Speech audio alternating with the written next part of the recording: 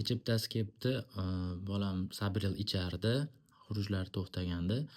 Bittasidan eshitdim, o'qidim, ko'ziga yomon ta'siri bor ekan. Shunga bermay qo'ydim, xuruj yana boshlandi.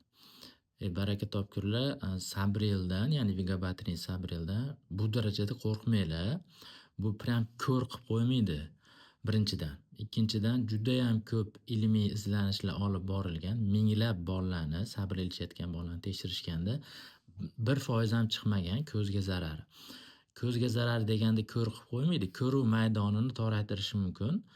Ichmay qo'ygandan keyin yana tiklanishi mumkin bu narsa. Xuddi birovni bola ko'r bo'lib qolganday reaksiya qilasizlar.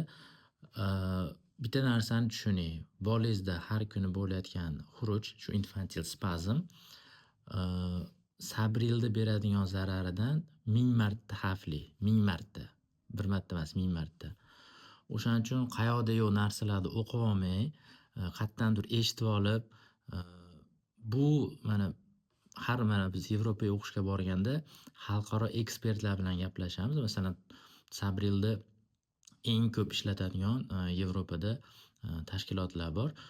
O'shalar bilan men shaxsan so'raganman. Shunaqa ko'zga zarari bor deb ko'pchilik xavotirlanadi desam, ko'zga zarari ko'proq yosh katta odamlarda uzoq muddat ichganda.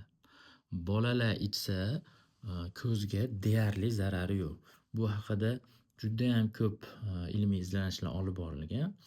Tavsiya bor. Mana ichib turibdi Sabril. 3 oyda bir, 6 oyda bir okulist ko'rigida bo'lib turish kerak.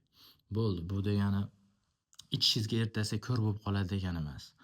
O'shaning uchun dezinformatsiya tarqatmay, kimgadir aql o'rgatmay, o'z boshimchalik bilan dorini to'xtatib, bolangizda yana xuruj qaytalansa, keyin yana ichsa ham shuni xuruj to'xtamasdan shu bo'yi doriga rezistent bo'lib qolishi juda katta ehtimol.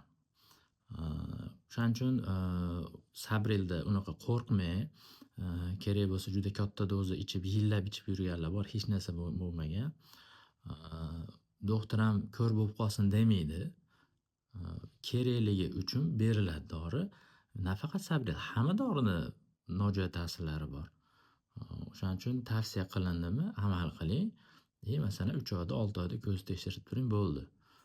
Masalan, shaxsan men ham uzoq ichish tarafdori emasman, lekin ba'zan bitta mana shu Sabril ishlaydigan holatlar bor. Boshqa dori umuman tushmaydi. O'shaning uchun to'g'ri yondoshing, vahima qilmang, shifokoringizdan beruxsat dorilarni to'xtatmang.